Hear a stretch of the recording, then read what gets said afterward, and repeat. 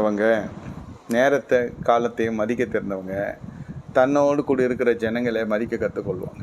திரளான ஜனங்க உங்களுக்கு தெரிந்தவர்களாக இருக்கலாம். இந்த இடத்துல பார்த்தீங்கன்னா குடும்ப அங்கத்தினருக்கு விட்டு வெளியே வந்துட்டார் ஆண்டவர் 30 வயதில். சீடர்கள் தான் குடும்பம் வச்சு கர்த்தர் பராமரிச்சுட்டு வந்தார். அவங்களும் ஆண்டவர்களுள்ளே இருந்தாங்க. விட்டுட்டு மரியாதையும் யோசிப்பையும் பார்க்க போகல பாருங்க. உயிர் திறந்த உடனே சீடர்களை தேடி வர்றார். அந்த சீடர்களுக்கு நீங்களோ நானும் நினைக்கிறது போல ஏசாவின் அபிஷேகமும் கிடையாது, எரேமியாவின் அபிஷேகம் கிடையாது, எசேக்கியேலின் அபிஷேகம் கிடையாது. இது கர்த்தருக்காக எழுமி நிற்குன்னு பார்த்தாலும் கிடையாது. கூடுமான வரைக்கும் கர்த்தரையே சோகப்படுத்துக்கிற அளவுக்கு கோவப்படுற அளவுக்கு தான் அன்றைக்கி இருந்த ஞானம் இருந்தது. எருசலேமுக்கு வந்து அபிஷேகம் பெற்ற பிறகு தான் இவர்கள் ஒரு மனித உருவுக்குள்ளே, அதாவது கிறிஸ்துவுக்குள்ளே ஒரு அடையாளத்துக்குள்ளே வருகிறாங்க. அது வரைக்கும் சீடர்களுடைய ஒவ்வொரு பேச்சும் ஒவ்வொரு காரியமும் பொதுமக்களுக்கே கொஞ்சம் பிரச்சனையாக வந்தது. 5000 பேருக்கு சாப்பாடு கொடுன்னு சொன்னாக்கா இல்லை, அவர்கள் அனுப்பிச்சிடலான்றான். அப்புறம் உயிர் தேர்ந்த வல்லமை குறித்து பேசினா இது உங்களுக்கு நடக்கக்கூடாதுன்னு சொல்லிட்டு பேதுரு என்ன பண்ணுற, இயேசுக்கு சபிக்க பண்ணுறான், கோவப்படுறார். அது எப்படி உமக்கு நடக்க நாங்கள் விட்டுருவோம், வந்ததே அவர் அதுக்கு தான். அதெல்லாம் உணர்ச்சிசப்படுகிற காரியங்கள் எல்லாமே மன சம்மந்தப்பட்ட பலவீனம் தான் உணர்ச்சிசப்படுதுன்னு சொல்ல வரேன். என்ன வந்தாலும் நிதானமாக இருங்க, ஒன்றும் ஆகாது. கர்த்தர் பார்த்துக்கொள்ளலாம். எது இருந்தாலும் ஐயோ இது பண்ணுறேன் அது பண்ணுறேன் சூழ்நிலைகளும் சந்தர்ப்பங்களும் சொடக்கு போட்டுக்கொண்டே இருக்கும். நீ தான் உன்னை என்ன பண்ணுறேன் பார்.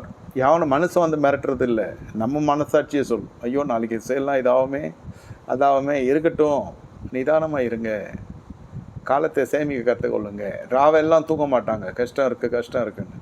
பகலெல்லாம் சரியாக செயல்பட முடியாத அளவுக்கு நித்திரை வந்து கண்ணை குத்தும். இந்த நித்திரை வரவிடாது இருக்கிறதுக்கு காரணம் என்னென்னா, இவங்க மனம் இவங்களுடைய கட்டுப்பாட்டுக்குள்ளேயே இல்லை.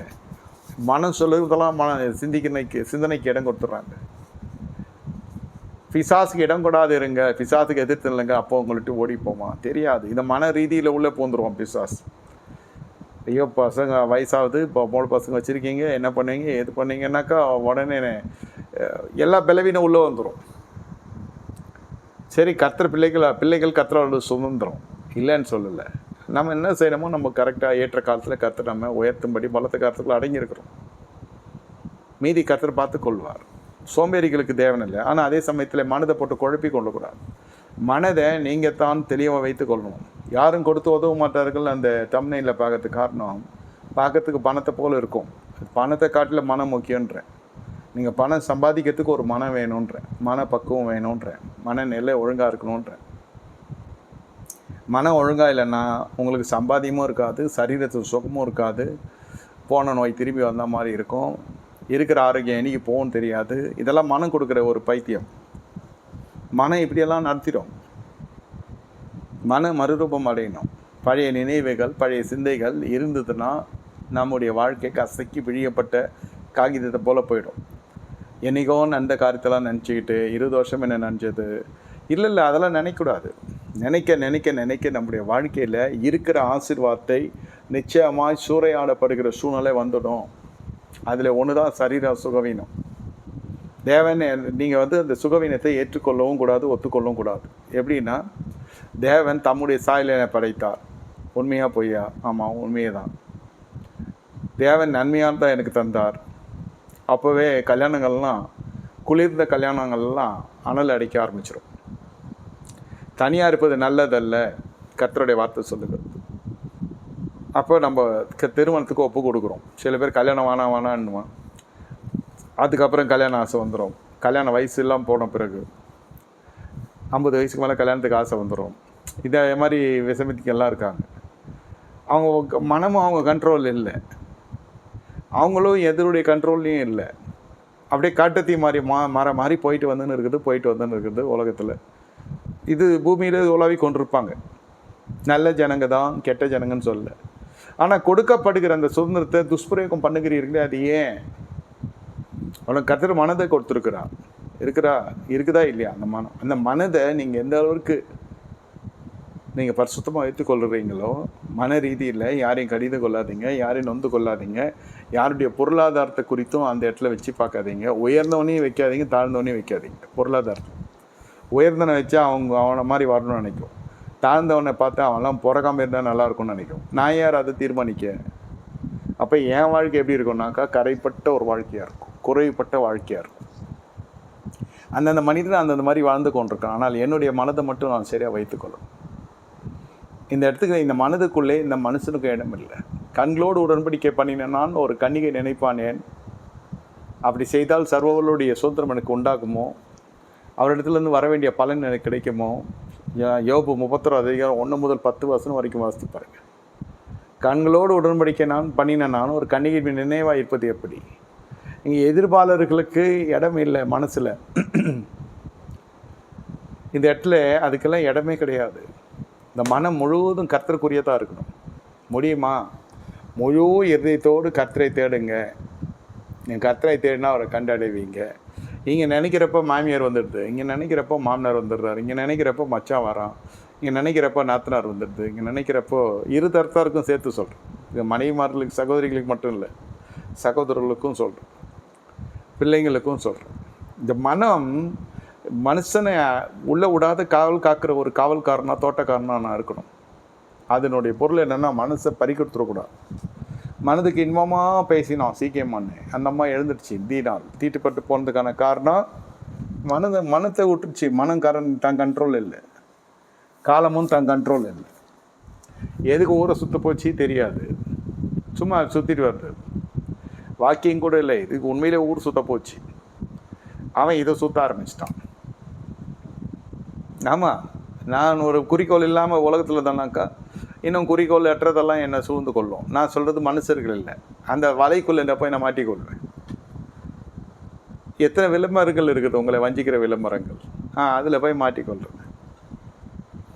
அதில் போய் மாட்டிக்கொள்ள காரணம் நமக்கு குறிக்கோள் கிடையாது, நம்ம மனம் நம்ம கண்ட்ரோல் இல்லை, எதை பார்த்தாலும் ஆசைப்படுது. வாக்கிங் போகிறேன்றது போகிற வழியெல்லாம் வாங்கி சாப்பிட்டு போவான். இந்த மாதிரி ஒருத்தர் இருந்தார். கடைசியில் ஒரு நாள் போகிற வழியிலெல்லாம் ஏதாவது ஒன்று வாங்கி குறைச்சினே போய் சாப்பிட்டே இருப்பார். ஒரு கடையில் நின்று ஒரு ஸ்நாக்ஸ் வாங்கி சாப்பிட்டே இருப்பார். நடக்கிறப்ப இப்படி சாப்பிட்டுனே போகிற அந்த ஆயிட்டோன்னு இன்னொரு கடைக்கு போவார். இந்த மாதிரி கடை வீதி முழுவதும். கடைசியில் ஒரு நாள் பார்த்திங்கன்னா அந்த வாக்கிங் போகிற அந்த ஸ்பாட்லேயே அவர் மழக்கு போட்டு விழுந்துட்டார். ஹாஸ்பிட்டலுக்கு கூட்டு போயிட்டாங்க. அங்கேயே விழுந்தாரு, அந்த இடத்துல இறந்துட்டுருக்கிறாருன்றாங்க. போகிறது என்னமோ வாக்கிங்கு, வாய்க்கு என்னத்துக்கு உங்களுக்கு டாக்கிங்கு, வாய்க்கு எதுக்கு உங்களுக்கு ஈட்டிங்கு? ஒன்று டாக்கிங் இருக்கும், இல்லை ஈட்டிங் இருக்கும். ஒழுங்காக வாக்கிங் போகிறவங்க பேசக்கூடாது. இது ஊர்வலம் மாதிரி போவாங்க சில பேர் பேசிக்கின்னு, கேட்டால் வாக்கிங் போகிறேன்னுவாங்க. பாருங்கள், எதுலேயுமே ஒரு ஒழுக்கம் கிடையாது, உணவுலேயும் கட்டுப்பாடு கிடையாது.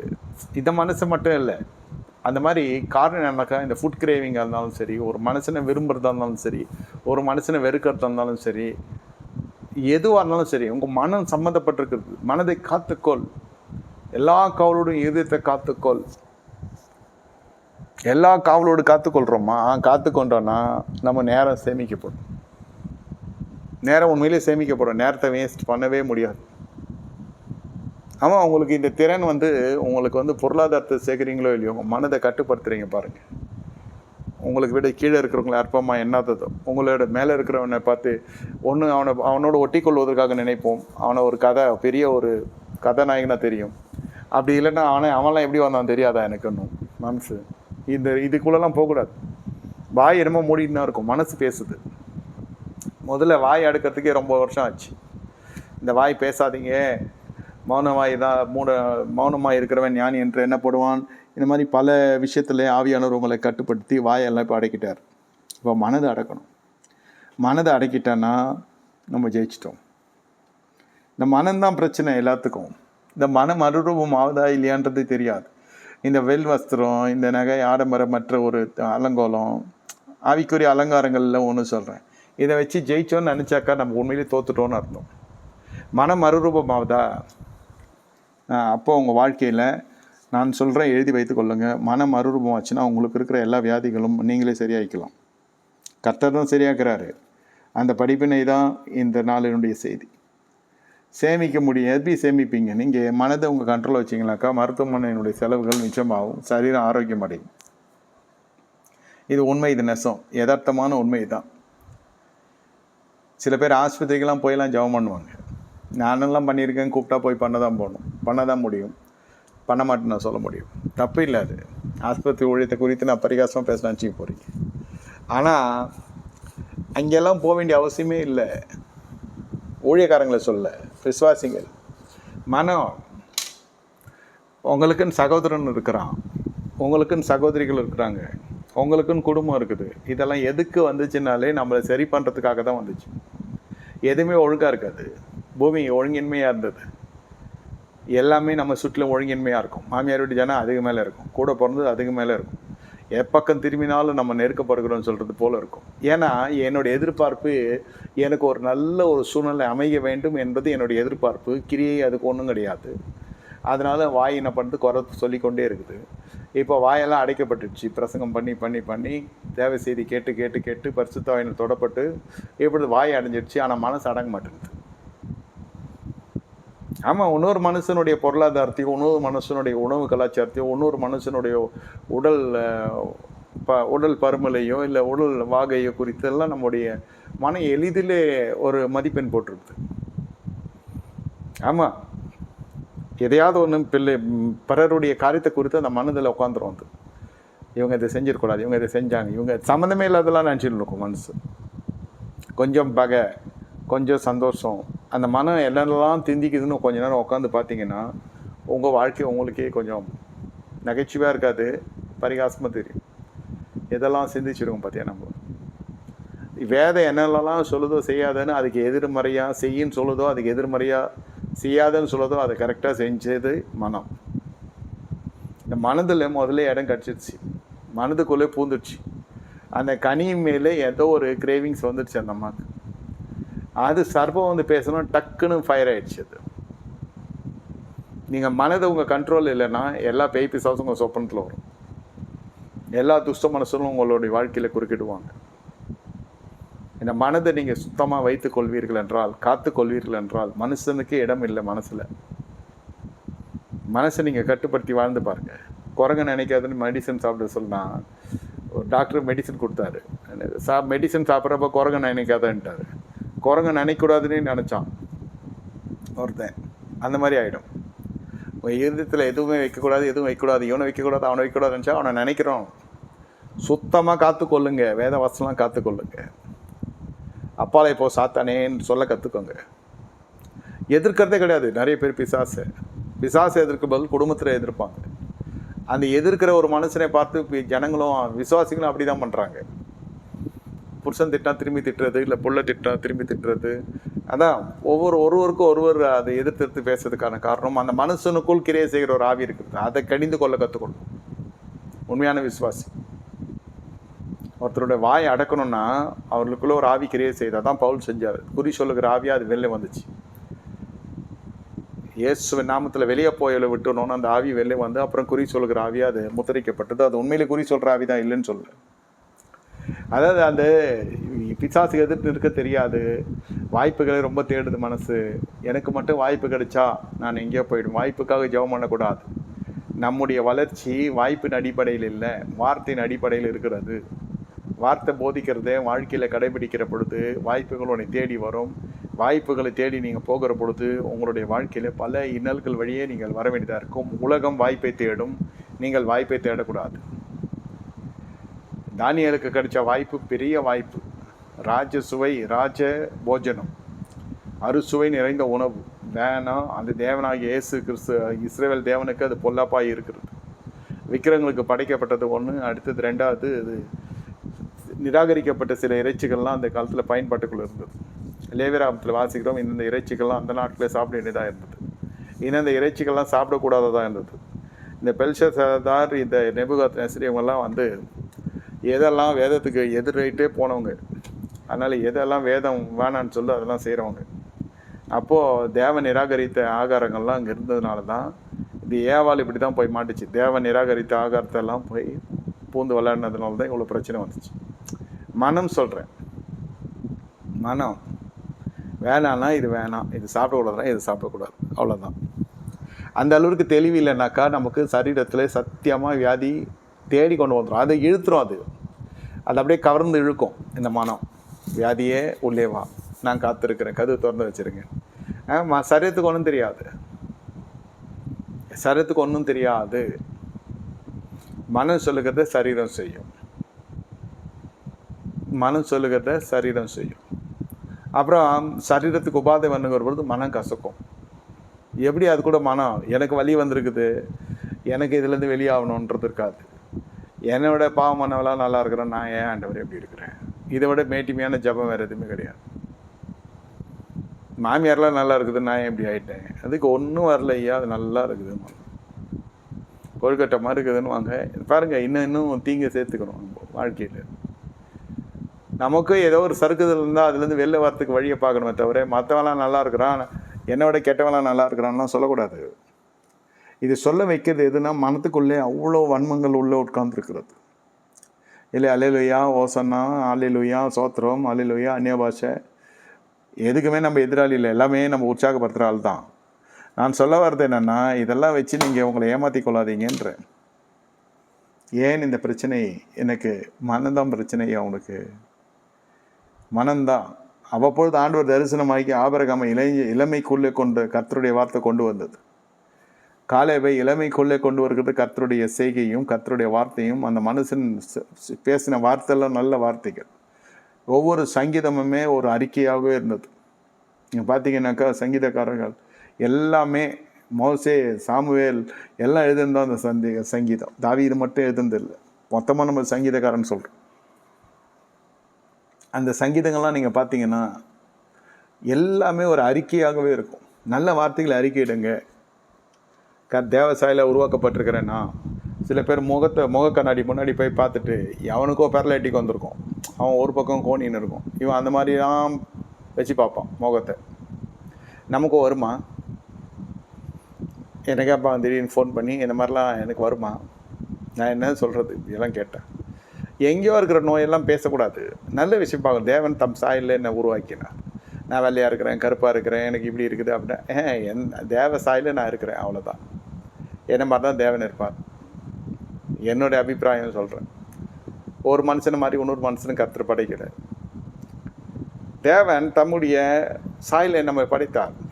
தேவன் எனக்கு நன்மையானதான் தருவார். எதுக்கு தான் இந்த கல்யாணம் ஆச்சோ இதெல்லாம் நினைக்கூடாது. கல்யாண உடன்படிக்கை, திருமண உடன்படிக்கையே மறந்துட்டாச்சு, திருமணத்தோடு மறந்தாச்சு. அப்போ அந்த மாதிரி மறக்கப்பட்ட ஜனங்கள்லாம் குடும்பத்தில் தகராறு வரதான் செய்யும். திருமண உடன்படிக்கையை எப்படி நினைக்கிறோன்னா, ஒருத்தர் கத்தினா கூட நம்ம வாழ்விலும் தாழ்விலும் சுகத்திலும் துக்கத்திலும் உண்மையாக இருப்போம், உத்தமமாக இருப்போம். அதை நினச்சி டெய்லி அறிக்கையிடணும். கர்த்தருக்கு நன்மையானதை கொடுத்தார். அப்படி நல்ல தப்பி போய் மோசமான ஜனங்களோட வாழ வேண்டிய சூழ்நிலை வந்தால் கூட தேவன் நன்மையானதை கொடுத்தார், தேவன் தவறு செய்ய மாட்டார். இப்படி சொல்ல சொல்ல மனதுக்குள்ளே இந்த அறிக்கையிட்டு கொண்டே இருக்கணும். டிக்ளரேஷன். கர்த்தர் நான் மேய்ப்பராக இருக்கிறார், நான் தாழ்ச்சி அடையேன். அந்த ஒரு வாசனமே உயிர்ப்பிக்கும். கர்த்தரே மேய்ப்பராக இருக்கிறார், நான் தாழ்ச்சி அடையேன், நான் தாழ்ச்சி அடையேன். தாழ்ச்சி அடையேன்னா எதில் தாழ்ச்சி அடையேன்? எல்லாத்துலேயும் தாழ்ச்சி அடைய மாட்டேன். எல்லாத்துலையும் நான் செழித்து தான் இருப்பேன். ஏன்னா புல்லுள்ள இடங்களில் கொண்டு போகிறேன், தண்ணீரண்டில் மேய்க்கிறோம். இப்படியே அந்த மனம் சொல்லி கொண்டிருக்கிறப்போ உங்களுக்கு சுற்றிலும் பிரகாசம் இருக்கும், உங்களுக்கு சுற்றிலும் வளம் இருக்கும். என்னை கேட்பாங்க, உங்கள் சபையில் எல்லாம் பெரிய ஆட்கள் தான் இருக்கிறாங்கன்னு. சந்தோஷமாக நான் சிரிச்ச முகத்தோடு சொல்லுவேன், ஆமாம். எப்படி இருக்கும் நமக்கு தெரியாமல் விசுவாசிகள் கடந்து போகிற பாதை என்ன? சில பேரெல்லாம் கேள்விப்பட்டு சொல்லுவாங்க, அவர் உங்கள் சபைக்கு வராராமே, அவர் இப்படி ஆக்கும், அவர் யாருன்னு நம்மளுக்கு தெரியும். சொல்கிறது கருத்து என்னென்னா, ஆமாம் நம்ம அப்படியே எடுத்துக்கொள்ளணும். கெட்டதாக சொல்ல, மிகப்பெரிய செல்வந்தவங்க உங்கள் சபைக்கு வராங்க, அவங்கவுங்க தாங்குறார், அவங்களை போஷிக்கிறார், இதெல்லாம் அவங்களோட அபிப்பிராயம். ஆமாம் அப்படியே தான். அது கடைசியில் அப்படியே ஆயிடுச்சு. ஆமாம் நீங்கள் சொல்ல உண்மை தான். ஆமாம், கர்த்தர் எழுப்பினார், கர்த்தர் கொடுத்தார். அப்போ அந்த டைம்லலாம் கொடுக்கல. அதுக்கப்புறம் நான் சொல்ல அது அப்படியே ஆயிடுச்சு. ஆமாம், அவர் அப்படி தான் நடத்துகிறார், அவரை கர்த்தர் அவர் அப்படி தான் வைக்கிறார். உண்மையிலே அப்படி தான். மிகப்பெரிய ஐஸ்வர்யவான், மிகப்பெரிய கைங்கரியை செய்வார், மிகப்பெரிய ஒரு தர்ம குணம் கொண்டவர். இப்படி தான் சொல்லி கடைசியில் அப்படியே ஆயிடுச்சு. ஐயோ நெசமாக சொல்கிறேன், நான் அப்படி தான் சொன்னேன். அது அப்படியே ஆயிடுச்சு. இன்றைக்கி இதை நான் அனுபவித்து கொண்டு வரேன். ஒரு குறிப்பிட்ட விசுவாசி பார்த்து இப்படி என் காதுக்கு வரப்போ, ஆமாம்மா நீங்கள் சொன்னது உண்மை தான், அவர் மிகப்பெரிய கோடீஸ்வரர், அவர் மிகப்பெரிய ஒரு தனவந்தர், ஒரு இறக்க குணம் சொல்லவர். உண்மையிலே அவர் ரொம்ப யாரும் கஷ்டப்பட்டால் தாங்கிக்க மாட்டார், அவர் கொடுத்த உதவில் வல்லவர். இப்படிலாம் சொல்ல அந்த மனுஷன் அப்படியே ஆகிட்டார். கோடீஸ்வரனும் ஆகிட்டார், கொடுத்த உதவும் ஆகிட்டார், எல்லாமே இழந்ததெல்லாம் திரும்பி வந்துச்சு. இது சத்தியமான சாட்சி. இது தயவுசெய்து விசுவாச தவறாக எடுத்துக்கொள்ளாதீங்க. உங்கள் வீட்டுக்காரர் இப்படி பண்ணார், இல்லை அவர் நல்லவர். எப்படி சொல்கிறீங்க? கர்த்தர் நன்மையானதை தருவார். இந்த மாதிரி சொன்னால் அது லூசுன்னு சொல்லிட்டாவது போயிடுவான். இல்லைன்னா அப்படியா, எங்கே பார்த்தேன், எப்போ பார்த்தேன், அப்படியா, அந்த ஃபோன் மெசேஜ் அனுப்பு, ஸ்க்ரீன்ஷாட் எடுத்து அனுப்பு, இதெல்லாம் பண்ணிங்கன்னா அவ்வளோதான். வேறு யாரும் வில்லனே கிடையாது. நம்ம ஆத்துக்காரே நமக்கு வில்லன் ஆகிடுவார். நம்ம வீட்டம்மாவே நமக்கு வில்லி ஆகிடும். அவ்வளோதான், அதோட குடும்பம் கலைஞ்சிரும். எவன் ஜாபம் பண்ணாலும் விளங்காது. கொடுக்கப்பட்ட சத்தியம் மனதை புதுதாக்குறோம். உங்களுக்கு அந்த வாயின் வார்த்தைகள் சரியில்லை. கெட்ட வார்த்தை, நல்ல வார்த்தை சொல்ல, ஒரு அவிசுவாசமான வார்த்தை. போய் சேருவோமா அந்த இடத்துக்கு? நிச்சயம் போவோம். பாருங்கள் அந்த மனுஷனோட இளமை எப்படி இருந்தது. கர்த்தர் பட்சத்தில் நிற்கணும்.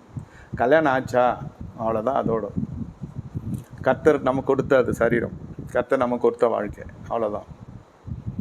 கர்த்தர் நன்மையாக தான் தருவார். ஏன் தான் இதை கட்டணுமோ, எது கட்டணும்னாலும் இப்படி ஆகிட்டோம், இதெல்லாம் மனசில் ஆசைப்பட்டீங்கன்னா வாழ்க்கை இன்னும் கீழே கீழே கீழே கீழே போகும். எத்தனையோ புயல்கள் வந்தாலும் நம்ம ஒன்றா இருப்போம். மனைவிக்கிட்ட சொன்னால் புயலுன்னா நம்ம எஸ்கேப் ஆகிடும். நான் சொல்கிறது கர்த்தர்கிட்ட சொல்லணும். ஆண்டவரே, உடன்படிக்கை நினைவு கூறுறேன், உடன்படிக்கையில் நான் இருப்பேன். மனைவி நிற்க வைக்கணும். நம்ம நின்னதானே மனைவி நிற்கும். திருமண உடன்படிக்கை மனசாட்சி தொட்டு சொல்லுங்கள்.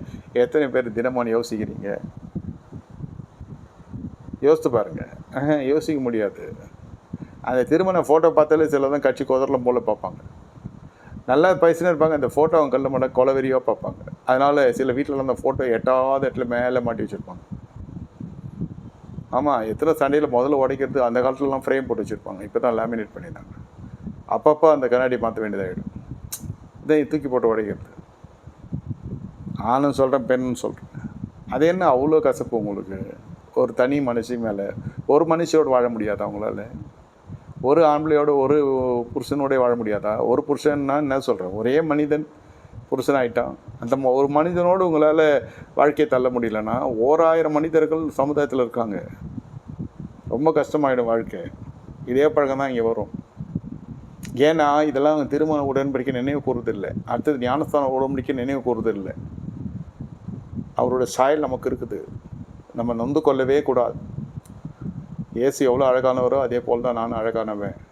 அவர் சாயில் நான் இருக்கிறேன், அப்படி தான் எடுத்துக்கொள்ளணும். இதெல்லாம் நம்மளை நாமே உயர்த்துகிறது அல்ல, நம்மளை நாமளே உற்சாகப்படுத்தி கொண்டு நம்மளை நாமே விசுவாசத்தை உயர்த்தி கொண்டே நம்ம ஜீவியம் பண்ணணும். எத்தனை பேர் வந்தாலும் 10 பேர் என்ன சொல்லலாம், அது சேர்ந்து சொல்கிறது இல்லை. என்ன நமக்கு என்ன கர்த்தர் சொல்லுகிறாரோ, என்ன விசுவாசத்தில் நம்ம பார்க்குறோமோ கண்களில், அதை நம்ம அப்படியே அபியாசப்படுத்தணும். அதை அப்படியே அறிக்கை செய்யணும். நிச்சயமாக அந்த தேசத்தை நம்ம கடந்து செல்வோம். யோசுவா இருக்கிறன்னு காலேப் சொல்ல, காலேப் இருக்கிறான்னு யோசுவா சொல்ல, 2 பேருக்கும் ஒரே ஆவி இல்லை. கண்டிப்பாக நம்ம கடந்து செல்வோம்.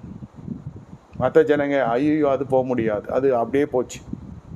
நீங்கள் என்ன அறிக்கிறீங்கன்னு, என் பிள்ளை நல்லா வருவான், அதே எங்கே ஊர்படும் தரத்தலைன்னாக்கா அது அப்படியே தான் ஆகும். நான் கூட எல்லா பசங்களுடைய வெற்றிக்கு பின்னாடி என்ன சொல்லுவாங்க, வாலிபர்கள் கன்னிகைகள்லாம், அங்கிள் ப்ரேயர் பண்ணார். இது பெற்றோர்கள் நான் வழக்காடி வாதாடி அந்த பிள்ளைங்களை படிக்க வைக்க சொல்லியிருக்கேன், வைப்பாங்க. அதே மாதிரி பசங்க வருவாங்க. நான் வாயை திறந்த பொழுதெல்லாம் சொன்னதெல்லாம் பசங்க நல்லா வந்துடுவாங்க, எல்லாம் படித்து முடிச்சுவாங்க, எல்லாம் வெளிநாடு போயிடுவாங்க. அப்படியே ஆயிடுச்சு, சபை காலி ஆயிடுச்சு, எல்லாம் வெளிநாட்டுக்கு போயிட்டாங்க. சொல்கிறேன், நல்ல வார்த்தைகளே பேசணும். அவங்க பிள்ளைங்களை பற்றி அவங்களுக்கு தெரியாதெல்லாம் சொல்லக்கூடாது. நமக்கு கொடுத்த அதிகாரத்தின்படி, நமக்கு கொடுத்த விசுவாச அதிகாரத்தின்படி நம்ம அறிக்கையிடணும். நல்லா வருவாங்க அவங்க பசங்க, கவலைப்படாதீங்க, நல்லா மேலே வருவாங்க, நல்லா உயர்ந்திருப்பாங்க. ஆசீர்வாதமான வார்த்தைகள் எடுத்து சொல்கிற பொழுது அது பிள்ளைகள் அப்படியே ஆகிடுவாங்க. ஏன்னா வீண் என்று சகோதரன் சொல்லக்கூடாது, எரி நறுக்கிறதுக்கு ஒப்பாக இருப்போம். வசனம் சொல்லுது. நல்ல வார்த்தைகளை பேசுங்க, குடும்பத்தில் நல்ல வார்த்தைகளை பேசுங்க. நிச்சயமாக கட்டி முடிச்சிடலாம், நிச்சயமாக கடன் தீர்த்துடும், கர்த்தர் நிச்சயமாக செய்வார். என்ன ஜாபம் பண்ணி பார்த்தேன், கூரையே பார்த்து கொண்டிருக்கிறேன், ஒன்றும் நடந்த மாதிரி இல்லை. நந்தா தானே சொல்கிறதுக்குனாக்கா நடக்காது. விசுவாசத்தினால நீதிமான் பிழைப்பான். ஒவ்வொரு சங்கீதங்களும் நீங்கள் வாசித்து பார்த்தீங்கன்னாக்கா அறிக்கைகள், வானங்களை பார்த்து அவங்க பேசுகிறாங்க, பூமியை பார்த்து பேசுகிறாங்க, மலைகளை பார்த்து பேசுகிறாங்க. இது பார்க்குறதுக்கு பைத்தியக்காரத்தனமாக இருக்கும் நிறைய பேருக்கு. இது யாருக்கை பற்றி நம்ம கவலைப்படக்கூடாது. கிறிஸ்துக்குள்ளே வருகிற பொழுதே அதெல்லாம் நம்ம ஏறக்கடிட்டோம். உலகம் என்ன சொல்லணுன்றதெல்லாம் நம்மளுக்கு சமுதாயம் என்ன சொல்லணும், மற்றவங்க என்ன சொல்லுவாங்க, இந்த வேஷத்துலேருந்து வெளில வந்துட்டோம். நம்ம தான் சமுதாயத்துக்கு ஒரு முன்மாதிரியாக இருந்து காட்டணுமே தவிர சமுதாயம் சொல்கிறபடியெல்லாம் வாழ முடியாது. நம்முடைய லக்குக்கு ஏற்றபடி தான் நம்ம வாழ முடியும். என்னை கேட்டுக்கொண்டிருக்க தேவனோட சனமே, கண்களை மூடி கர்த்தரை நோக்கி பார்ப்போமா? நம்முடைய வாயின் வார்த்தைகள் ஆண்டவரை ஸ்தோத்தரிக்கிறோம், சொன்னதை சொன்ன ஆசீர்வதியும், அற்புதங்களை செய்யும். இயேசு தெளிக்கிறோம், இயேசு நாமத்தில் பிதாவே, ஆமென். என் ஆத்மாவே கர்த்தரை ஸ்தோத்திரம், நாமத்தை ஸ்தோத்திரம். ஆத்மாவே கர்த்தரை ஸ்தோத்திரம், கர்த்தர் செய்த சகல உபகாரங்களையும் மறவாதே.